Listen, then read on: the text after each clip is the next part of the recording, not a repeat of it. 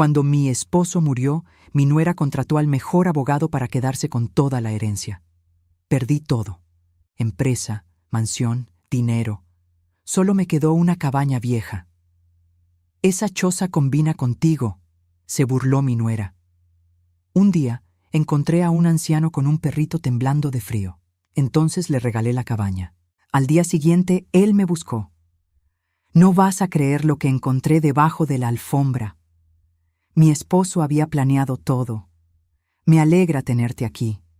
Sigue mi historia hasta el final y comenta desde qué ciudad me estás viendo. Así podré ver hasta dónde ha llegado mi historia. Me llamo Adriana y tengo 62 años. Durante 36 años creí que conocía a mi familia. Me equivoqué.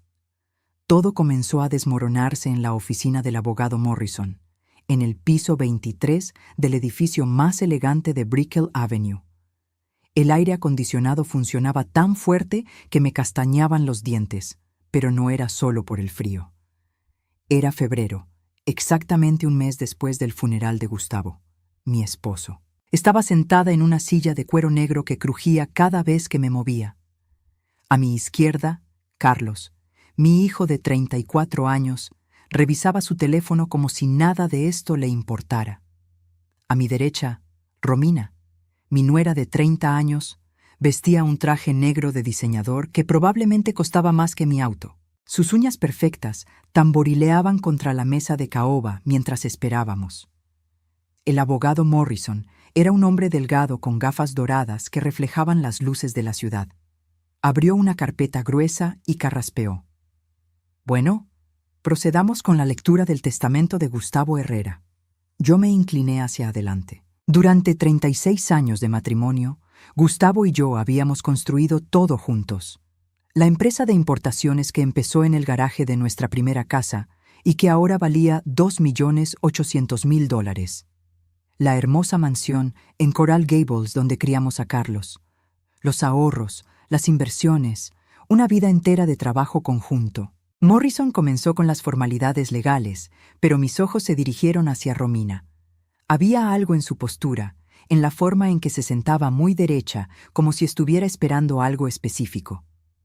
Carlos mantenía la vista clavada en su teléfono, evitando mirarme. «La empresa familiar Herrera Importaciones», leyó Morrison, «se divide en partes iguales entre Carlos Herrera y Adriana Herrera». Suspiré aliviada. Era lo que esperaba. Pero entonces Morrison continuó. «Sin embargo, existe una cláusula especial redactada 6 meses antes del fallecimiento del señor Herrera». Mi estómago se contrajo. 6 meses. Gustavo había cambiado el testamento 6 meses antes de morir y nunca me lo mencionó. «Debido a las circunstancias especiales de la familia», siguió leyendo Morrison, «y considerando el futuro de la próxima generación, Carlos Herrera recibirá el 70% de la empresa. Adriana Herrera recibirá el 30% restante». Sentí como si me hubieran abofeteado. «¿Circunstancias especiales? ¿Qué significa eso?». Morrison me miró por encima de sus gafas. Al parecer, su esposo consideró que Carlos, siendo el heredero natural y teniendo una familia joven que mantener. «Gustavo y yo construimos esa empresa juntos», interrumpí, mi voz temblando. «Yo trabajé día y noche durante 30 años». Carlos finalmente levantó la vista de su teléfono. «Mamá, papá pensaba en el futuro. Romina y yo tenemos planes de expandir el negocio». Era la primera vez que me hablaba directamente desde que habíamos llegado. Sus ojos, que solían ser cálidos cuando me miraba, ahora parecían distantes. «Pero esto no termina aquí», continuó Morrison. «Respecto a la residencia familiar en Coral Gables». Mi corazón latía tan fuerte que pensé que todos en la habitación podrían escucharlo. Esa casa no era solo una propiedad. Era donde Carlos había dado sus primeros pasos, donde Gustavo y yo habíamos celebrado cada aniversario, donde habíamos planeado envejecer juntos.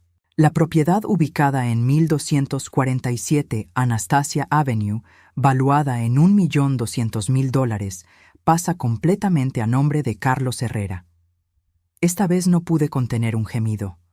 ¿Completamente? ¿Gustavo me dejó sin casa? Morrison siguió leyendo como si estuviera recitando una lista de compras.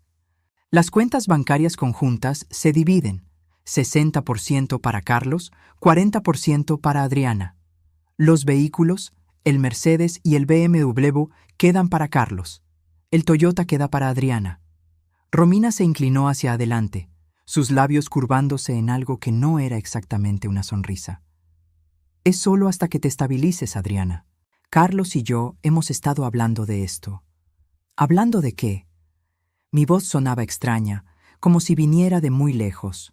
Bueno, Carlos se aclaró la garganta. Obviamente no puedes vivir sola en esa casa tan grande. Es demasiado cara de mantener, y francamente, ya no tienes edad para... ¿Ya no tengo edad para qué? Las palabras salieron más fuerte de lo que pretendía. Romina puso una mano sobre la de Carlos, en un gesto que parecía protector, pero que a mis ojos se veía calculado. Lo que Carlos quiere decir es que hemos encontrado un lugar perfecto para ti. Un apartamento en Kendall, muy cómodo, cerca de... No. Me puse de pie tan rápido que la silla crujió. No voy a mudarme a ningún apartamento. Esa es mi casa. Morrison carraspeó incómodo. Señora Herrera, hay una propiedad más mencionada en el testamento. Me senté lentamente, sintiéndome mareada. ¿Qué más podía haber? Existe una pequeña cabaña en Homestead, en la dirección 14589 Old Cutler Road. Esta propiedad queda completamente a nombre de Adriana Herrera. Parpadeé. ¿La cabaña vieja? ¿Esa que Gustavo compró hace años y nunca usamos? La misma, confirmó Morrison. Según los registros, fue valuada en $8,000. Un silencio extraño llenó la oficina. Entonces Romina comenzó a reírse. Era una risa aguda, cristalina, que rebotaba contra las ventanas del piso 23. «Esa choza combina contigo», exclamó, sin molestarse en disimular su diversión. «Es perfecta, Adriana. Vieja, descuidada, olvidada». Carlos no se rió, pero tampoco me defendió. Se quedó ahí sentado, mirando hacia otro lado, como si de repente las vistas de la ciudad fueran fascinantes. «Romina», dije en voz baja, «esa cabaña tal vez sea vieja, pero mi esposo la compró por alguna razón». «Sí», replicó ella, secándose las lágrimas de tanto reír. «Probablemente se sintió culpable por dejarte prácticamente sin nada y pensó que al menos deberías tener un techo». Morrison cerró la carpeta con un ruido seco. «Bueno, esto concluye la lectura del testamento. Los documentos de transferencia estarán listos la próxima semana». Me quedé sentada, viendo cómo Carlos y Romina se levantaban. Ellos conversaban en voz baja sobre planes para la empresa, sobre cambios que querían hacer en la casa, como si yo no estuviera ahí. «Mamá». Carlos finalmente se dirigió a mí. «Necesitamos que desocupes la casa antes del fin de mes.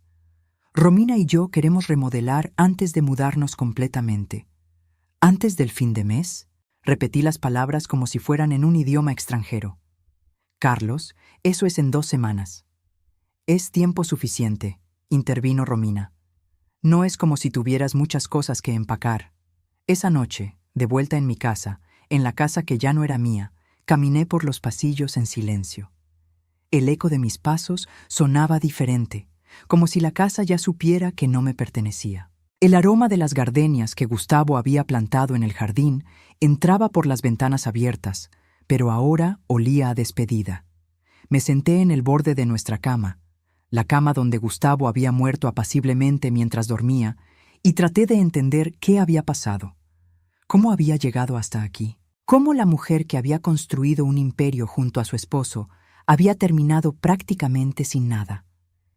En el buró, junto a mi lado de la cama, estaba la última foto que nos habíamos tomado juntos. Gustavo tenía el brazo alrededor de mis hombros. Ambos sonreíamos. Yo llevaba puesto el anillo de casada que él me había regalado 36 años atrás.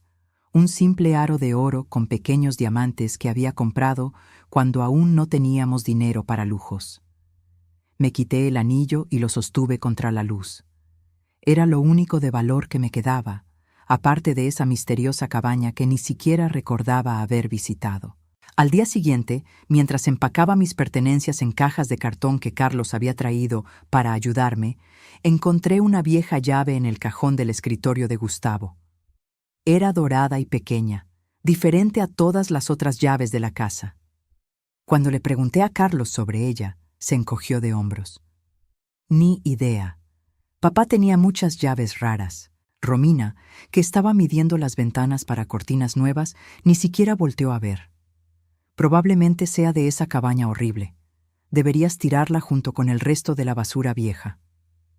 Pero algo me hizo guardar la llave en mi bolso. Tal vez era puro sentimentalismo, o tal vez era lo último que me conectaba con los misterios de mi esposo. 2 semanas después, mientras cargaba la última caja en mi Toyota, Carlos se acercó a mí.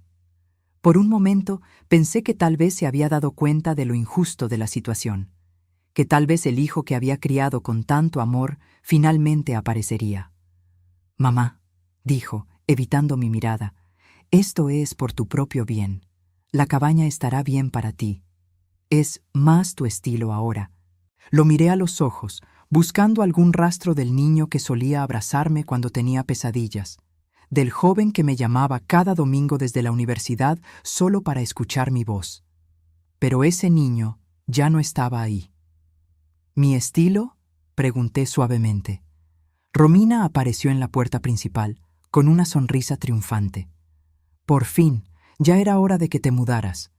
Tenemos tantos planes para esta casa». Y entonces me di cuenta de algo que debería haber visto desde hace tiempo. Mi propio hijo había elegido el lado de su esposa sobre el mío. La cabaña era peor de lo que recordaba. Conduje mi Toyota por Old Cutler Road hasta encontrar el número 14.589. El camino de tierra que llevaba hacia la propiedad estaba lleno de baches que hacían temblar todo el auto. Cuando finalmente me detuve frente a la estructura, tuve que tomar aire profundamente antes de salir. La pintura blanca se había descascarado tanto que la madera gris se veía por todas partes, como si la casa tuviera una enfermedad de la piel. El techo de zinc tenía manchas de óxido que parecían lágrimas oscuras corriendo por las mejillas de un anciano. El pequeño porche delantero se inclinaba peligrosamente hacia la izquierda, y las escaleras gemían bajo mi peso cuando subí hacia la puerta. La llave dorada que había encontrado en el escritorio de Gustavo encajó perfectamente en la cerradura. La puerta se abrió con un chirrido que me erizó la piel. El interior olía a humedad y a años de abandono.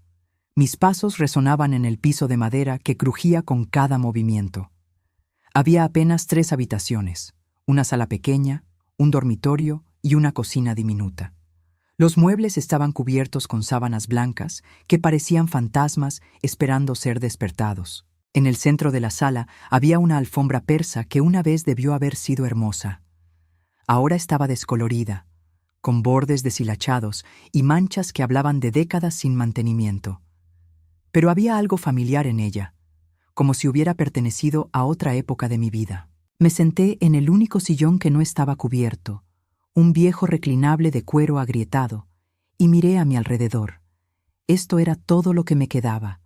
62 años de vida, 36 años de matrimonio, y había terminado en una cabaña de $8,000 que se caía a pedazos. Saqué mi teléfono y marqué el número de Carlos. Sonó 5 veces antes de que contestara. «Mamá, estoy ocupado. ¿Qué necesitas?» «Ya estoy en la cabaña», dije, tratando de mantener mi voz estable. «Carlos, esto es inhabitable. No puedo vivir aquí». Un suspiro pesado vino del otro lado de la línea. «Mamá, no dramatices. Es solo cuestión de limpiar un poco y...» «El techo tiene goteras. La electricidad parece de los años 60 y huele como si algo hubiera muerto aquí. Mira». Su voz se volvió impaciente. «Romina y yo ya gastamos $15,000 en abogados para resolver todo esto del testamento. No tenemos presupuesto para arreglar tu nueva casa también». ¿$15,000 en abogados? ¿Para qué habían necesitado abogados si todo estaba claro en el testamento? «Carlos, ¿por qué necesitaron abogados?» Una pausa larga. «Para asegurarnos de que todo se hiciera correctamente. Papá dejó algunos cabos sueltos en el papeleo». «¿Qué tipo de cabos sueltos?» «Nada importante. Solo. Detalles técnicos. Romina gritó algo en el fondo que no pude entender, pero escuché a Carlos susurrar. Ya voy. Mamá, tengo que colgar. Estamos ocupados con los contratistas. La casa necesita muchas renovaciones. Espera, Carlos. ¿Desde cuándo sabías sobre el testamento? Gustavo te había dicho que... Adiós, mamá. La línea se cortó, dejándome con el silencio de la cabaña y un nudo creciente en el estómago. Cabos sueltos, detalles técnicos. Gustavo era meticuloso con los documentos. Nunca dejaba nada al azar. Durante los siguientes 3 días traté de hacer la cabaña habitable. Limpié años de polvo y telarañas. Revisé la electricidad que milagrosamente funcionaba y sellé las goteras del techo con cinta adhesiva y esperanza. Por las noches me quedaba despierta escuchando los ruidos extraños de la casa. La madera que se contraía, el viento que se colaba por las rendijas, los sonidos de la vida nocturna del campo. El 4.º día, mientras barría el pequeño porche, escuché un gemido débil que venía del parque al otro lado de la calle. Al principio pensé que era un niño llorando, pero cuando me acerqué, vi a un hombre mayor sentado en una banca bajo un árbol de mango. Tenía que tener 70 años o más, con cabello blanco despeinado y ropa que había visto mejores días. Junto a él, acurrucado en una manta vieja, había un perrito pequeño que temblaba de frío. El hombre me vio acercarme y se incorporó ligeramente, como si fuera a levantarse y marcharse. «Disculpe», le dije suavemente. «¿Está bien?» Sus ojos eran azules y claros, pero cansados. «Sí, señora, solo descansando un poco». «¿Es suyo el perrito?» Una sonrisa triste cruzó su rostro. «Sí, se llama Coco. Es todo lo que me queda». El perrito, un pequeño mestizo color café con manchas blancas, me miró con ojos grandes y húmedos. Su cuerpecito temblaba tanto que la manta se movía como si tuviera vida propia. «¿Tienen dónde quedarse esta noche?», pregunté, aunque ya sabía la respuesta. El hombre negó con la cabeza. «El refugio está lleno y no permiten mascotas. Coco y yo nos las arreglamos». Miré hacia la cabaña, luego de vuelta al anciano y su compañero. Por primera vez en semanas, sentí algo además de dolor. Sentí propósito. «¿Cómo se llama usted?», pregunté. «Eduardo Mendoza». «Eduardo, ¿le gustaría pasar la noche en un lugar cálido? Tengo una cabaña aquí al frente y hay espacio suficiente». Sus ojos se agrandaron. «No quiero causarle molestias, señora». «Adriana, y no es molestia. De hecho, sería un favor. La casa está muy silenciosa para una sola persona». Esa noche, mientras Eduardo y Coco se acomodaban en el pequeño dormitorio, yo me quedé en la sala preparando café en la cocina diminuta. Había algo reconfortante en tener vida en la casa, en escuchar a alguien más moverse por las habitaciones. Eduardo resultó ser un hombre educado y gentil.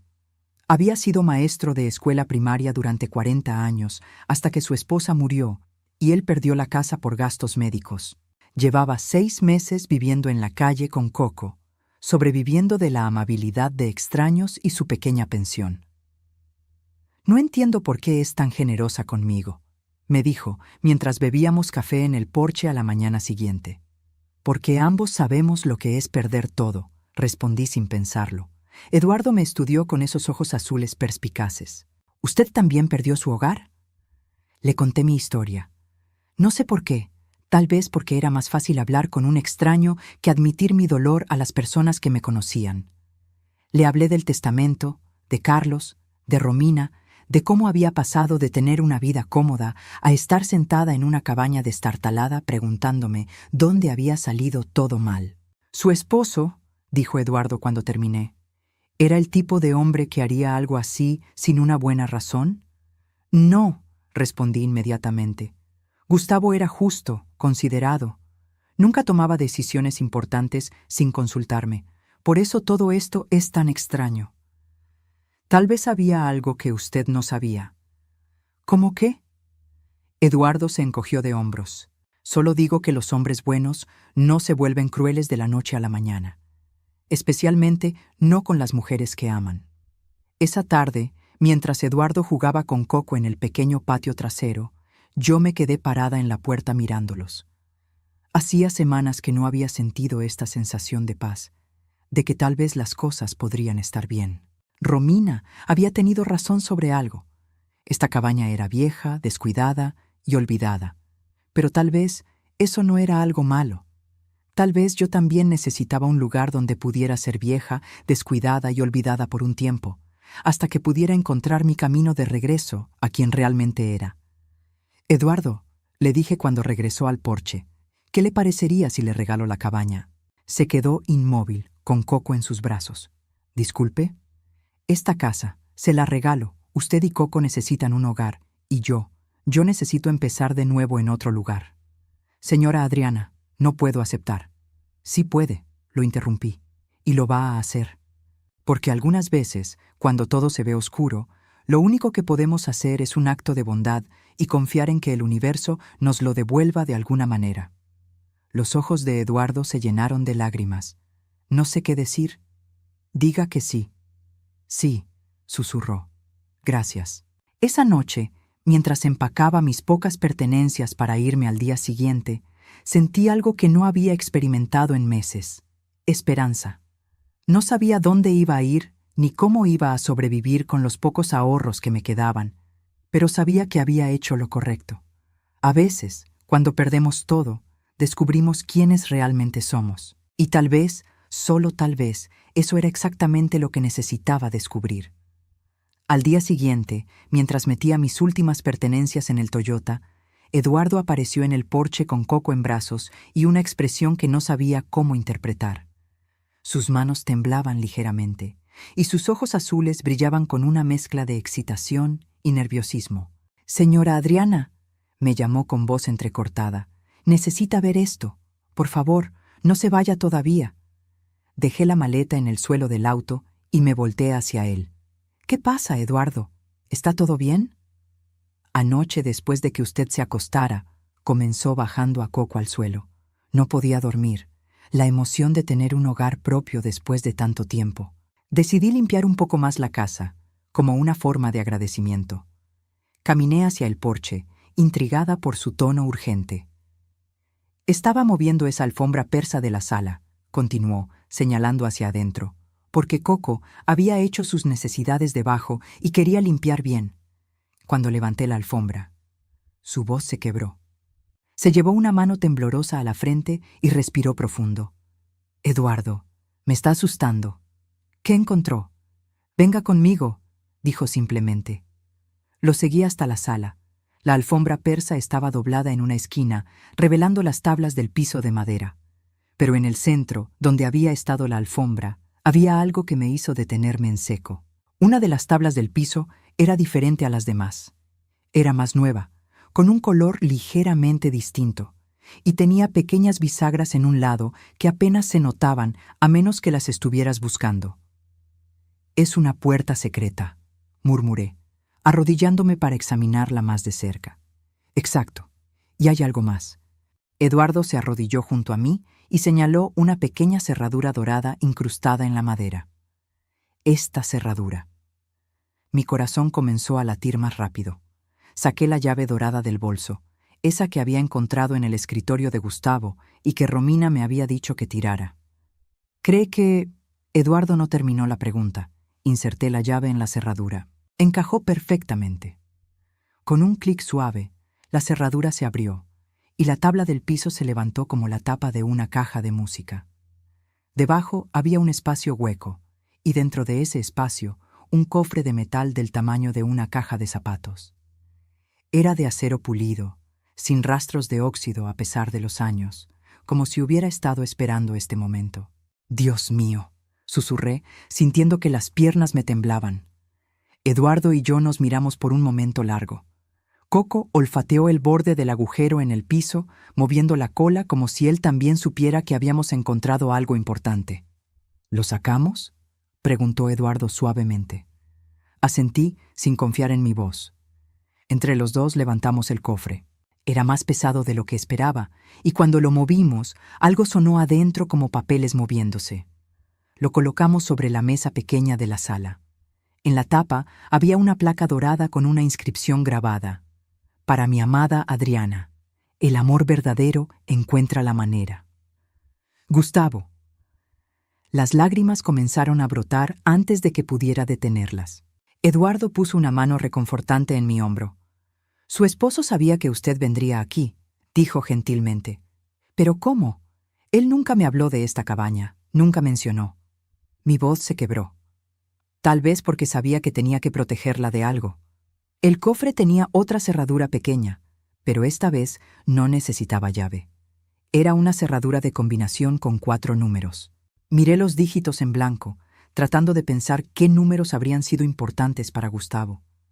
Probé nuestra fecha de aniversario, 1207, nada. Probé su cumpleaños, 0815, nada.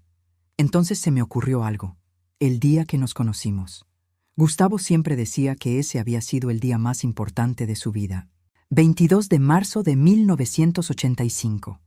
Marqué 2203. El cofre se abrió con un clic satisfactorio.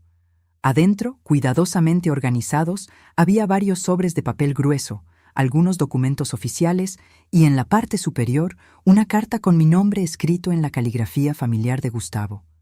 Con manos temblorosas tomé la carta y la abrí. La letra de Gustavo llenaba 2 páginas completas.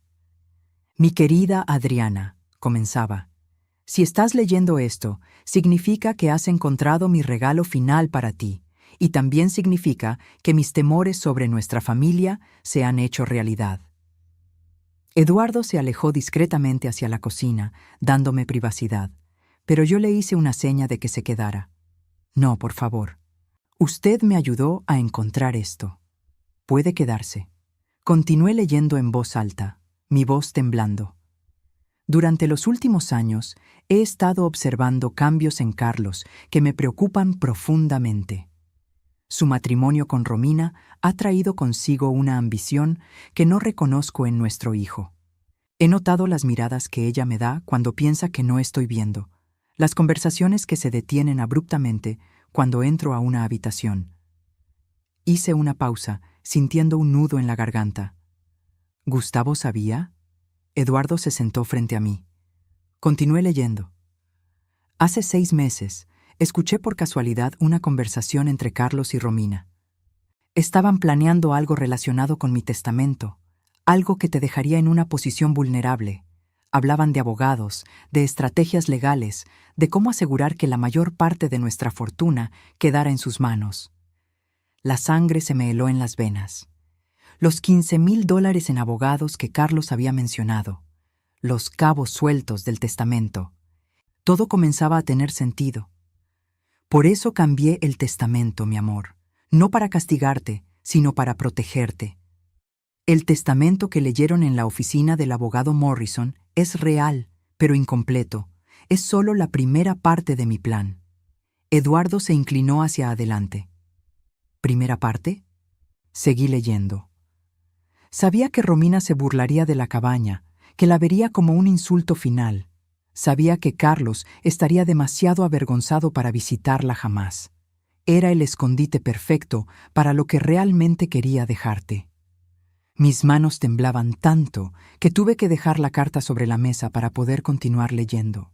En los otros sobres encontrarás documentos que prueban la existencia de cuentas bancarias que abrí secretamente durante los últimos 10 años. Cada vez que la empresa tenía un mes especialmente bueno, transfería una parte de las ganancias a estas cuentas. También encontrarás escrituras de propiedades que compré a tu nombre sin que lo supieras. Eduardo silbó suavemente.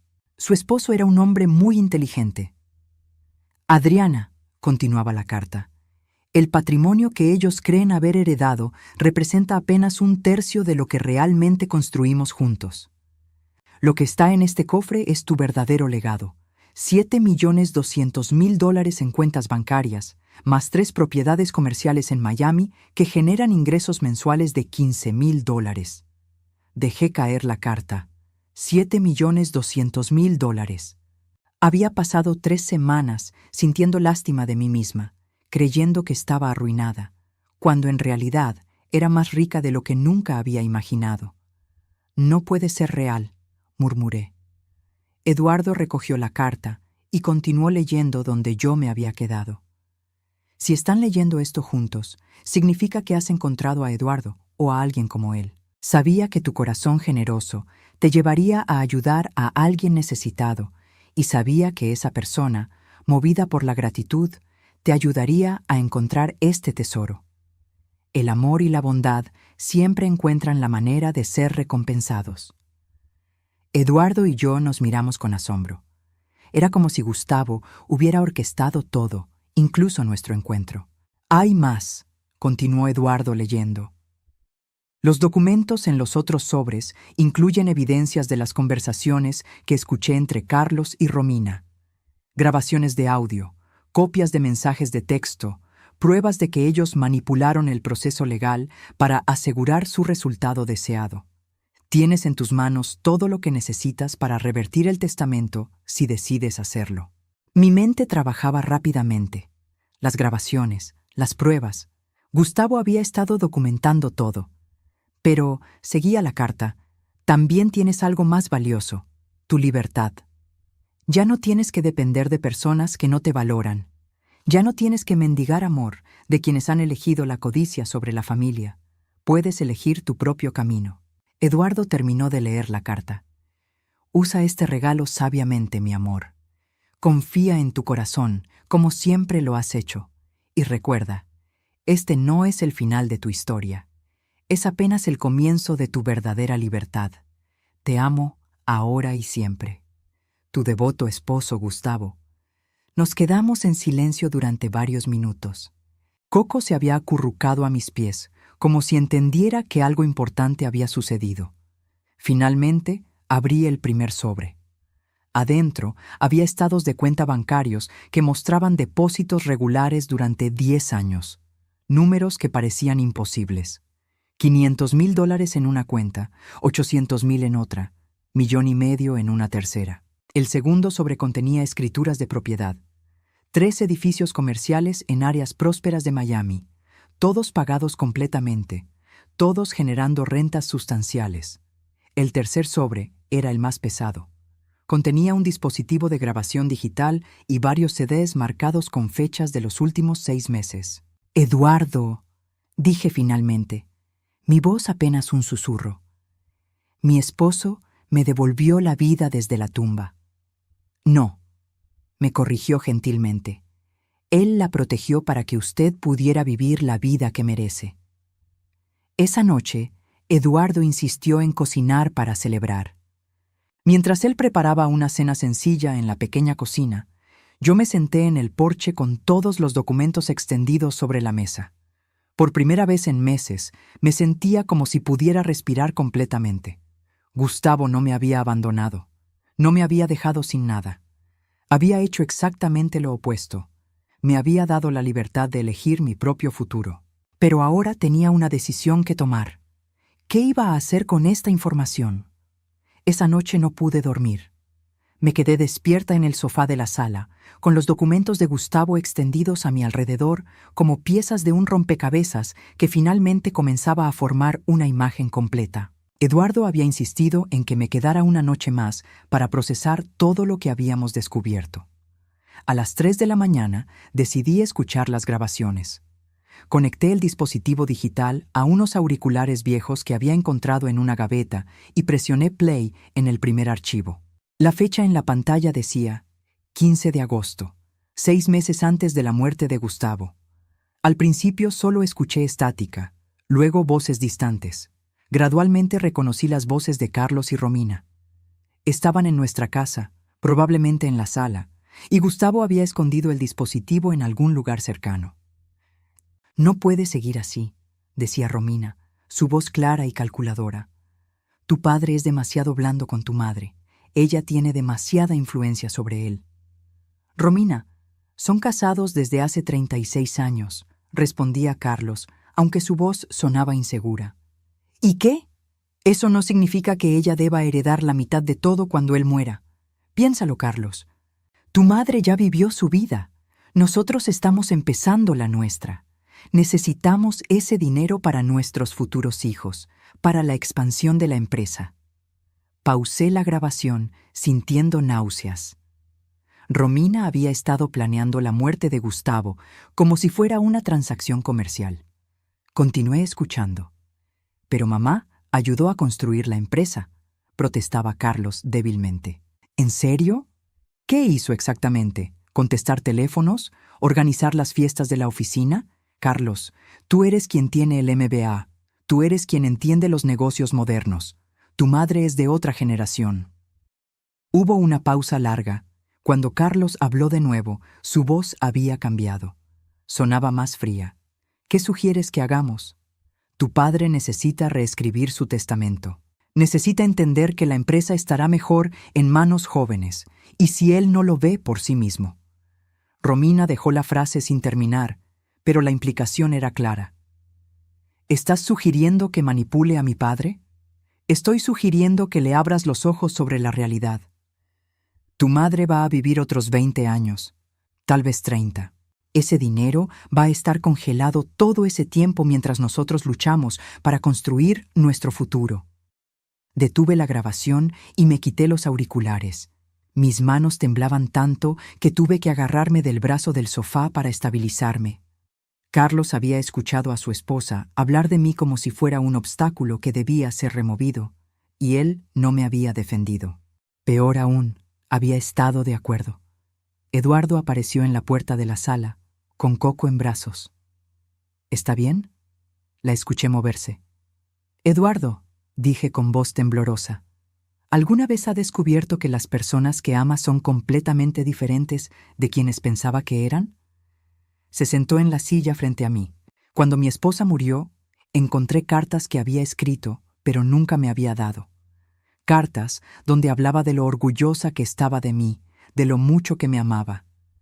Me di cuenta de que había sido mucho más callada sobre sus sentimientos de lo que yo había entendido.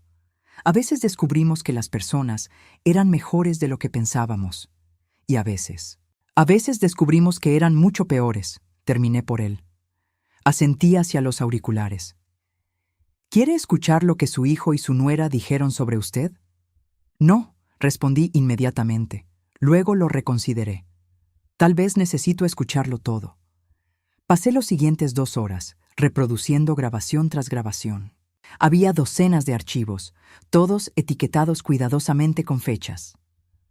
Gustavo había estado documentando sistemáticamente las conspiraciones de Carlos y Romina durante meses. En una grabación de septiembre, Romina hablaba sobre consultar con abogados sobre formas legales de maximizar la herencia de Carlos. En octubre, discutían sobre cómo convencer a Gustavo de que yo era financieramente irresponsable y que necesitaba supervisión de mis finanzas.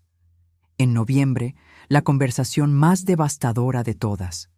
Carlos decía, a veces siento como si hubiera 2 madres diferentes, la que me crió y esta versión que se ha vuelto tan dependiente y necesitada. Romina respondía, eso pasa cuando las mujeres no tienen propósito propio. Se aferran a sus hijos porque no tienen nada más. Tu madre necesita aprender a ser independiente. Pero ¿cómo va a sobrevivir con solo una pequeña porción de la herencia? Esa es la cuestión, Carlos. Tendrá que aprender, y nosotros no podemos ser responsables de cuidarla para siempre. Cuando esa grabación terminó, me quité los auriculares y lloré. No lágrimas de tristeza, sino de una ira más pura de la que había sentido jamás. Durante meses había estado cuestionándome, preguntándome qué había hecho mal, cómo había fallado como madre. Pero no había sido mi falla, había sido su traición. Eduardo me alcanzó una caja de pañuelos. Lo siento mucho, Adriana. No, dije, secándome los ojos. No lo sienta. Ahora entiendo todo. Saqué otro sobre del cofre, uno marcado con «para abrir después de escuchar las grabaciones». Adentro había otra carta de Gustavo, más corta que la primera. Mi querida esposa, había escrito, espero que las grabaciones no hayan sido demasiado dolorosas de escuchar.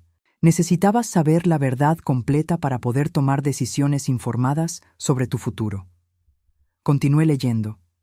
Durante 40 años en los negocios, aprendí que hay dos tipos de personas, aquellas que crean valor y aquellas que solo lo toman. Carlos y Romina se han revelado como personas que solo toman. Tú, mi amor, has sido toda tu vida una persona que crea valor, que da amor, sin calcular el retorno. Eduardo escuchaba mientras yo leía en voz alta. Pero hay algo más que necesitas saber. Las grabaciones que acabas de escuchar no son las únicas evidencias que dejé para ti. En el Banco Central Trust de Miami, en la caja de seguridad número 1457, hay documentos adicionales. Miré a Eduardo. Más documentos. La llave está pegada con cinta adhesiva bajo el cajón inferior del escritorio de esta cabaña. En esa caja de seguridad encontrarás copias de todos los documentos legales necesarios para revertir el testamento si decides hacerlo. También hay evidencia de que Romina consulted con el abogado Morrison antes de mi muerte. Evidencia de que el proceso del testamento fue manipulado desde el principio. Mi corazón comenzó a latir más rápido. Morrison, el abogado que había leído el testamento con tanta frialdad, había estado trabajando con Romina desde el principio. Pero, Adriana, continuaba la carta, la decisión de qué hacer con esta información es completamente tuya. Puedes usarla para recuperar lo que es legalmente tuyo, o puedes simplemente caminar hacia tu nueva vida sabiendo que ya tienes más de lo que necesitas para ser feliz. La justicia no siempre requiere confrontación. Eduardo se inclinó hacia adelante. ¿Qué más dice? Lo que sí espero es que uses tu nueva libertad para encontrar la felicidad que mereces. Encuentra personas que te valoren por quien eres, no por lo que puedes darles. Encuentra un propósito que te llene el corazón y por favor, no desperdicies ni un solo día más sintiendo lástima por personas que eligieron la codicia sobre el amor. La carta terminaba con PS. El señor Eduardo Mendoza que encontraste no es un encuentro casual. Investigué su historia después de verlo en el parque durante mis caminatas matutinas. Es un hombre bueno que ha tenido mala suerte. Tu bondad hacia él fue predicha y es parte de mi regalo para ambos. Eduardo y yo nos miramos con asombro. ¿Gustavo sabía sobre Eduardo antes de morir?, murmuré. Eduardo se quedó callado por un momento largo. Su esposo me vio en el parque algunas veces. Una mañana, hace como 3 meses, se acercó y me dio $50. Dijo que no era caridad, sino una inversión en el futuro. No entendí qué quiso decir. Las lágrimas comenzaron a fluir nuevamente, pero esta vez eran lágrimas de gratitud. Gustavo había orquestado todo. Había planificado hasta el más mínimo detalle para asegurar que yo encontrara no solo seguridad financiera, sino también un propósito y una conexión humana genuina. Eduardo, dije finalmente, creo que Gustavo nos unió por una razón. ¿Cuál cree que era esa razón? Miré todos los documentos esparcidos, luego hacia la cabaña que ahora era su hogar, luego hacia él, este hombre gentil que había aparecido en mi momento más oscuro. Creo que él sabía que ambos necesitábamos recordar que todavía existe la bondad en el mundo. Y creo que sabía que yo iba a necesitar un amigo cuando finalmente descubriera la verdad sobre mi familia. Esa mañana, mientras Eduardo preparaba café, yo tomé una decisión. No iba a usar las evidencias para venganza. No iba a confrontar a Carlos y Romina. No iba a exponerlos públicamente. No iba a luchar por la empresa o la casa que ya no quería. En cambio, iba a hacer exactamente lo que Gustavo había esperado. Iba a usar mi nueva libertad para construir una vida que realmente valiera la pena vivir. Pero primero, tenía una llamada que hacer. La llamada que hice esa mañana no fue a Carlos ni a Romina. Fue a la oficina del Banco Central Trust de Miami. «Buenos días», dije cuando contestó la recepcionista. «Necesito acceder a mi caja de seguridad. El número es 1457. «Por supuesto, señora. ¿Su nombre?» «Adriana Herrera». Hubo una pausa. «Señora Herrera, tengo aquí una nota en su archivo que dice que usted podría venir en algún momento en los próximos meses.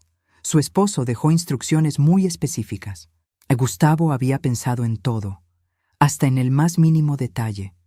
2 horas después, Eduardo y yo estábamos sentados en una sala privada del banco mientras el gerente, un hombre mayor llamado señor Patterson, abría la caja de seguridad frente a nosotros.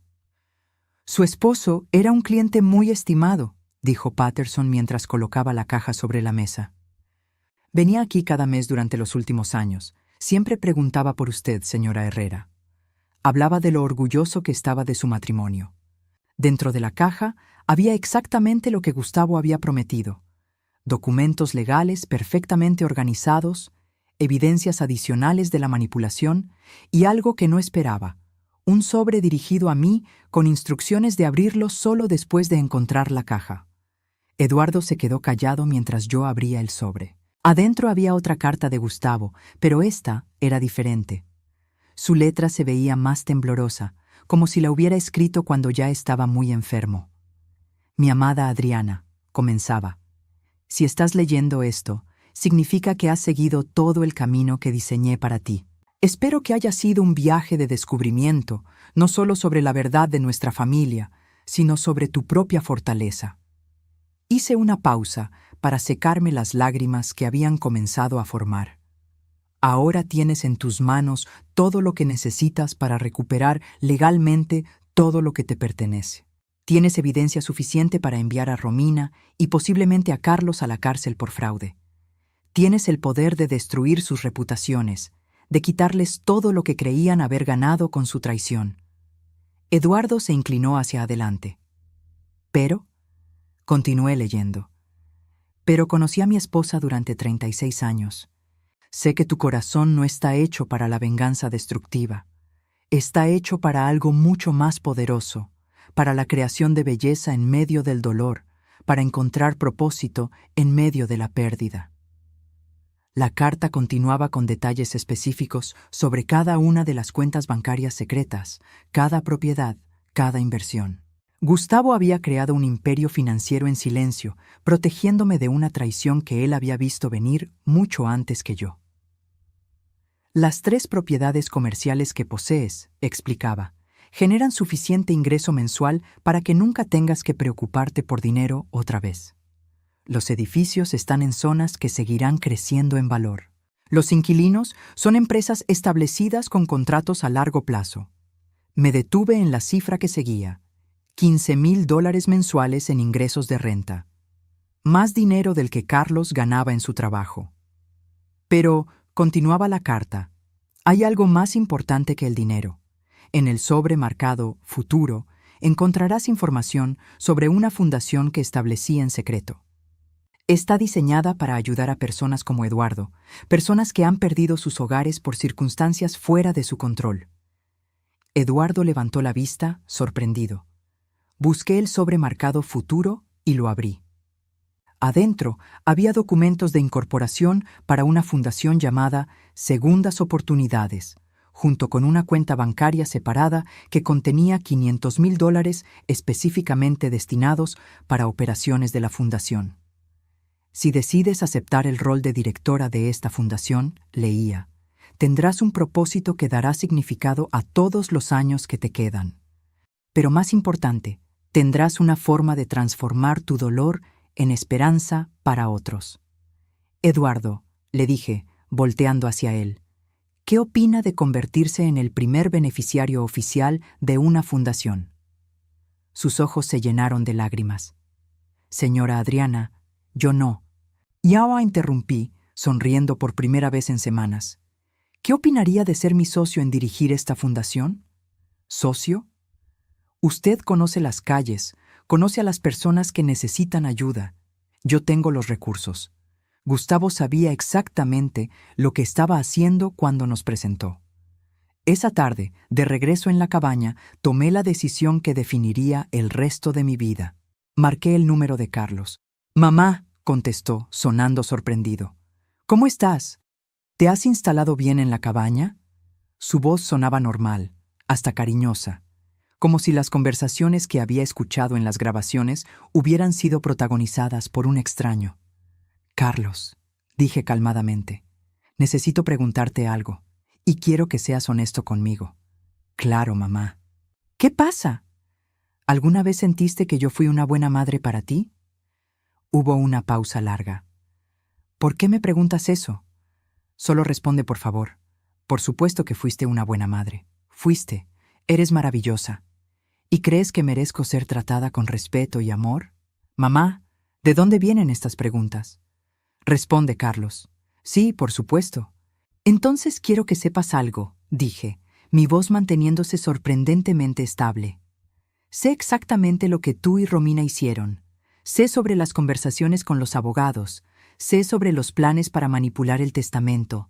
Sé sobre cada conspiración para quitarme lo que era legalmente mío.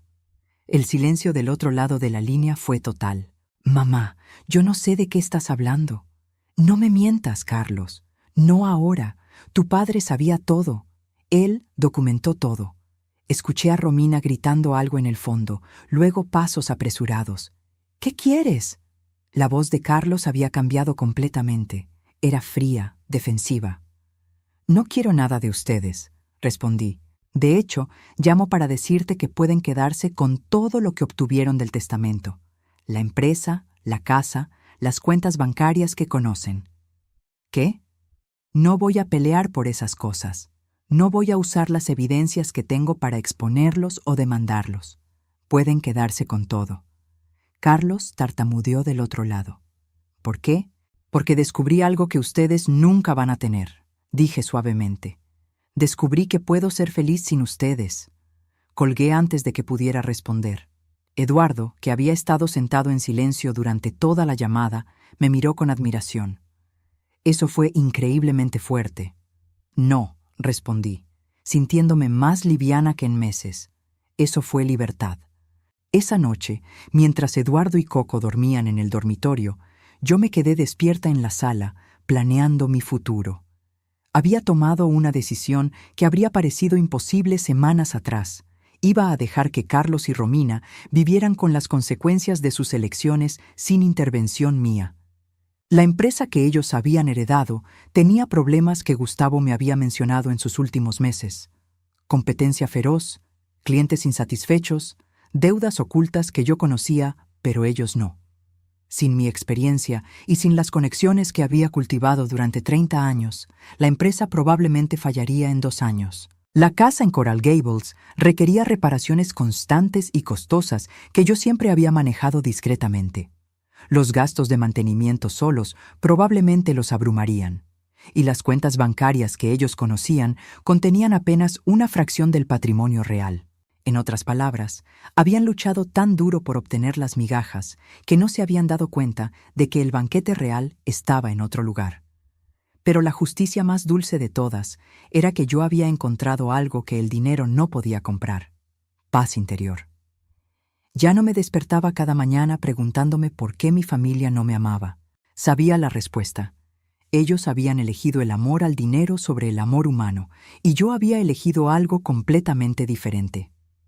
Al día siguiente, Eduardo y yo comenzamos a planificar oficialmente la Fundación Segundas Oportunidades. Visitaríamos refugios, hablaríamos con trabajadores sociales, identificaríamos a personas como Eduardo que necesitaban no solo un techo, sino una oportunidad de reconstruir sus vidas con dignidad. ¿Estás segura de que quiere hacer esto?, me preguntó Eduardo, mientras revisábamos los documentos legales de la fundación. Eduardo, le dije, durante 62 años traté de ganarme el amor de personas que habían decidido que no lo merecía. Ahora voy a pasar el resto de mi vida dando amor a personas que sí lo merecen.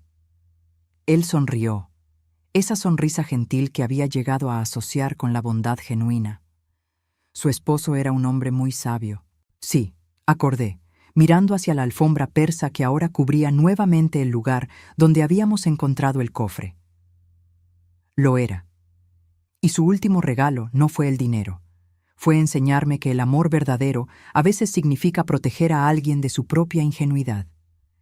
Esa noche, por primera vez desde la muerte de Gustavo, dormí profundamente. No soñé con traiciones ni con pérdidas. Soñé con el futuro que estaba a punto de construir, un futuro lleno de propósito y rodeado de personas que elegían la bondad sobre la codicia. La justicia había llegado, no con gritos ni confrontaciones, sino con el silencioso reconocimiento de que algunas batallas se ganan mejor no luchándolas. 6 meses después, estaba sentada en el porche de mi nueva casa, una hermosa propiedad de 2 plantas en Pinecrest que había comprado con mi verdadera herencia. No era tan grande como la mansión en Coral Gables, pero era mía, completamente mía, y cada rincón reflejaba mis gustos reales, no los compromisos que había hecho durante años de matrimonio. Eduardo vivía en la casa de huéspedes que habíamos construido en el patio trasero. Él había insistido en pagar renta y yo había insistido en que su trabajo como codirector de la Fundación Segundas Oportunidades era más que suficiente pago. Habíamos llegado a un acuerdo. Él pagaría $100 mensuales, una suma que me hacía reír porque él no sabía que yo inmediatamente transfería ese dinero a una cuenta de ahorros a su nombre. Coco, ahora gordito y brillante después de meses de cuidado veterinario y comida regular, dormía a mis pies en el porche. Se había convertido en la mascota no oficial de la fundación, visitando a cada nueva familia que ayudábamos, como si entendiera que su papel era llevar esperanza a otros que habían perdido sus hogares. «Buenos días, jefa», dijo Eduardo, acercándose con 2 tazas de café cubano. Era nuestro ritual matutino, planificar el día mientras veíamos el amanecer desde el porche. «Buenos días, socio», respondí, tomando mi taza. ¿Cómo durmió la familia González? Los niños estuvieron un poco nerviosos la primera noche en la nueva casa, pero María dice que finalmente se sintieron seguros.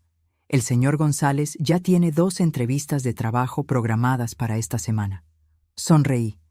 La familia González era nuestro caso número 27. En 6 meses, habíamos ayudado a 27 familias a encontrar no solo vivienda temporal, sino empleos estables y, más importante, dignidad. Eduardo había resultado ser un genio para identificar a personas que realmente necesitaban una segunda oportunidad versus aquellas que solo querían una donación fácil. ¿Y la señora Chen? ¿Cómo va con el curso de inglés? Terminó el nivel básico la semana pasada. Dice que quiere abrir un pequeño restaurante cuando ahorre suficiente dinero. La señora Chen era una refugiada vietnamita de 68 años que había perdido a su familia en un incendio. Cuando la conocimos, estaba durmiendo en su auto en el estacionamiento de un supermercado. Ahora vivía en un pequeño apartamento que la fundación rentaba para ella, trabajaba medio tiempo limpiando oficinas y estudiaba inglés con la determinación de alguien que se niega a rendirse. Mi teléfono sonó. Miré la pantalla y vi un número que no había visto en meses. Carlos. Eduardo notó mi expresión. ¿Quiere que me vaya? No, dije, levantando el teléfono. Ya no tengo secretos que proteger. Hola, Carlos. Mamá. Su voz sonaba cansada, derrotada. ¿Cómo estás? Estoy muy bien. ¿Qué necesitas? Una pausa larga. ¿Podemos vernos? Necesito hablar contigo. ¿De qué quieres hablar, Carlos? De todo. De la empresa, de la casa, de lo que hice. Había estado esperando esta llamada. No porque la hubiera deseado, sino porque Gustavo había predicho que llegaría. En su última carta, la que había encontrado en el banco, había escrito: Carlos eventualmente se dará cuenta de lo que perdió. Cuando eso pase, la decisión de perdonarlo o no será tuya, y yo confío en tu corazón para tomar la decisión correcta. ¿Dónde quieres que nos veamos?, pregunté. ¿Podrías venir a la casa? La casa de Coral Gables, digo. Hay cosas que necesito mostrarte. 2 horas después, Eduardo y yo llegamos a la que había sido mi casa durante 30 años. El contraste era impactante. El jardín que yo había cuidado meticulosamente estaba descuidado. Las gardenias que Gustavo había plantado estaban muertas y la pintura se veía descolorida. Había carteles de se vende en el patio frontal de 3 casas vecinas. Carlos me recibió en la puerta. Se veía 10 años más viejo que la última vez que lo había visto. Había perdido peso, tenía ojeras profundas y su ropa se veía arrugada como si hubiera dormido con ella puesta. «Mamá», dijo, y por primera vez en años sonaba como el niño que yo recordaba. «Gracias por venir». «¿Dónde está Romina?», pregunté mientras entraba. «Se fue», dijo simplemente. Hace 3 semanas. Eduardo y yo intercambiamos miradas. ¿Se fue? Cuando se dio cuenta de que la empresa iba a quebrar y que íbamos a perder la casa, decidió que yo ya no era una inversión viable. Esas fueron sus palabras exactas. Caminamos hacia la sala. Los muebles elegantes seguían ahí, pero todo se veía polvoriento y desordenado. Había cajas por todas partes, como si Carlos hubiera estado empacando. Se llevó todo lo que pudo vender, continuó, su voz quebrada. Las joyas, las obras de arte, incluso los platos buenos. Dejó una carta diciendo que había encontrado a alguien que podía darle la vida que merecía. Me senté en el sofá donde había pasado tantas tardes leyendo, donde había acurrucado a Carlos cuando era niño y tenía pesadillas. Ahora él se sentó frente a mí como un extraño, pero un extraño quebrado. «Carlos», dije gentilmente, «¿qué pasó con la empresa?» Se cubrió la cara con las manos. «Quebró. Los clientes se fueron cuando se dieron cuenta de que yo no tenía ni idea de cómo mantener las relaciones que tú y papá habían construido. Los empleados renunciaron cuando no pude pagarles. Los acreedores están demandando. ¿Y la casa? En ejecución hipotecaria. Aparentemente, papá había tomado una segunda hipoteca el año antes de morir, y yo nunca supe cómo manejar los pagos». Levantó la vista hacia mí y sus ojos estaban llenos de lágrimas. «Mamá, fui tan estúpido, fui tan increíblemente estúpido». Eduardo permaneció callado, pero pude ver la compasión en sus ojos. Era el mismo hombre que había temblado de frío en un parque, pero que ahora se había convertido en mi consejero más sabio. «Carlos», dije cuidadosamente, «¿por qué me estás contando esto?» «Porque necesito que sepas que me di cuenta de lo que perdí cuando perdí tu respeto. No solo el dinero, o la casa, o la empresa, te perdí a ti». Sus palabras colgaron en el aire entre nosotros. «Romina me hizo creer que tú eras el problema, que eras controladora, que estabas tratando de mantenerme bajo tu control. Pero cuando ella se fue, cuando todo se derrumbó, me di cuenta de la verdad». «¿Cuál es esa verdad?» «Que tú fuiste la única persona en mi vida que me amó sin condiciones. Y yo elegí a alguien que solo me amaba por lo que podía darle». Las lágrimas comenzaron a rodar por sus mejillas. «No estoy pidiendo que me perdones, mamá. Sé que no merezco perdón. Solo necesitaba que supieras que entiendo lo que hice y que me arrepiento cada día». Miré a mi hijo, este hombre de 34 años que se había vuelto tan perdido, y sentí algo que no esperaba, no triunfo, no satisfacción por tener razón, sino una profunda tristeza por todo el tiempo que habíamos perdido. «Carlos», dije suavemente, «hay algo que necesitas saber». Le conté todo, sobre el cofre, sobre las cuentas secretas, sobre cómo Gustavo había protegido nuestra verdadera fortuna. Le expliqué sobre las grabaciones, sobre las evidencias, sobre cómo podría haber destruido su vida si hubiera querido. Cuando terminé, Carlos estaba completamente silencioso. «¿Papá sabía?», preguntó finalmente. «Todo. Él lo sabía todo. ¿Y tú? ¿Tú tenías las evidencias para detenerme?» «Sí, pero no las usaste». «No. ¿Por qué?» Me incliné hacia adelante. «Porque, Carlos, tu padre me enseñó que a veces el amor verdadero significa permitir que las personas enfrenten las consecuencias de sus elecciones, no para castigarlas, sino para que puedan aprender y crecer. Pero yo perdí todo». «No», dije firmemente.